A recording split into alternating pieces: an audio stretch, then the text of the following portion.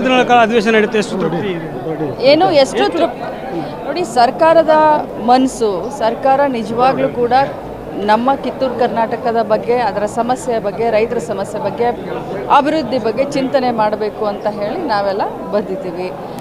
ಎಷ್ಟು ಸಾಧ್ಯ ಇದೆಯೋ 3 ಅಲ್ಲ 4 ದಿನ ಈ ಒಂದು ಕಿತ್ತೂರು ಕರ್ನಾಟಕದ ಬಗ್ಗೆ ಚರ್ಚೆಗೆ ಸದನದಲ್ಲಿ ಅವಕಾಶವನ್ನು ಕೊಟ್ಟಿದ್ದಾರೆ. ಕ್ಯಾಬಿನೆಟ್ನಲ್ಲೂ ಕೂಡ ಸುಮಾರು ಈ ಭಾಗದ ಒಂದು ಯೋಜನೆಗಳಿಗೆ 2 ಕ್ಯಾಬಿನೆಟ್ ಮೀಟಿಂಗ್ನಲ್ಲೂ ಕೂಡ ಸುಮಾರು ಯೋಜನೆಗಳಿಗೆ ಒಪ್ಪಿಗೆಯನ್ನು ಕ್ಯಾಬಿನೆಟ್ನಲ್ಲೂ ಕೂಡ ಕೊಟ್ಟಿದ್ದಾರೆ.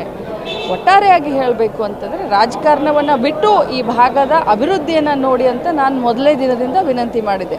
ಅದು ನಮ್ಮ ಪಕ್ಷದವರಾಗಿರ್ಬೋದು, ಅಪೋಸಿಷನ್ದವರು ಆಗಿರಬಹುದು. ಇನ್ನೂ ಚೆನ್ನಾಗಿ ನಾವು ಮಾಡಬಹುದಾಗಿತ್ತು ಅಂತ ಅನಿಸುತ್ತೆ. ಬಹಳಷ್ಟು ನಿರೀಕ್ಷೆ ಇತ್ತು ಮೇಡಮ್, ಪರಿಹಾರ ಸಿಕ್ಕಿದೆ ಅನ್ಸುತ್ತಾ? ಸಾರಿ ರಜಾ ಹತ್ತಿತಾ ಬಹಳಷ್ಟು ನಿರೀಕ್ಷೆಗಳಿದ್ದು ಮೇಡಮ್, ಸಾಕಷ್ಟು ನೀರಾವರಿ ಯೋಜನೆಗಳು, ಇಂಡಸ್ಟ್ರಿಯಲ್ದು ಒಂದಿಷ್ಟು ಸ್ಪೆಷಲ್ ಪ್ಯಾಕೇಜ್ಗಳು, ಬಹಳಷ್ಟು ನೀರಾವರಿ ಯೋಜನೆಗಳು ನಮ್ಮ ಜಿಲ್ಲೆಗೆ ಸಂಬಂಧಪಟ್ಟಂತ ಆಗಿರ್ಬೋದು.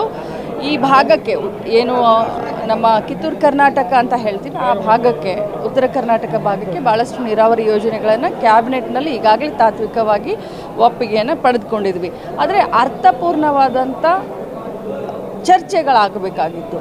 ರಾಜಕಾರಣದಲ್ಲಿ ನಾನು ಅದನ್ನು ಮಾಡಿದೆ, ನಾನು ಇದನ್ನು ಮಾಡಿದೆ, ಈ ಹಗರಣ ಆ ಹಗರಣ, ಸುಳ್ಳು ಮಾತನಾಡೋದು ಇದೇ ಆಗೋಗ್ಬಿಟ್ಟು. ನಾಯಕತ್ವ ಪಾಲಿಟಿಕ್ಸ್ ವಿಚಾರಕ್ಕೆ ಇಲ್ಲೂ ಕೂಡ ಚರ್ಚೆ ಆಗಿದೆ ಒಂದಿಷ್ಟು.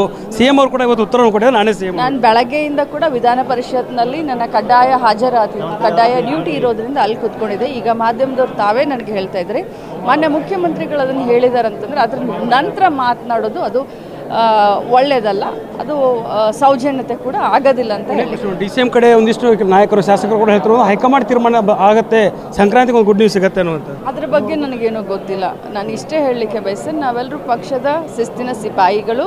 CM ಆಗಲಿ DCM ಆಗಲಿ ನಮಗೆ 2 ಕಣ್ಣಿದ್ದ ಹಾಗೆ. ಪಕ್ಷ ಗಟ್ಟಿ ಇರಬೇಕು, ಇಬ್ಬರು ನಾಯಕರು ಒಳ್ಳೆ ರೀತಿಯಿಂದ ಹೋಗಬೇಕು, ಅದಷ್ಟು ಹೈಕಮಾಂಡ್ ತೀರ್ಮಾನ ನಿರ್ಧಾರಕ್ಕೆ ನೀವೆಲ್ಲರೂ ಕೂಡ ಭದ್ರಾಗಿದೆ. ಎಲ್ಲರೂ ಭದ್ರಾಗಿದೆ. ಗ್ಯಾರಂಟಿ ನ್ಯೂಸ್, ಸುದ್ದಿ ಖಚಿತ, ನ್ಯಾಯ ನಿಶ್ಚಿತ.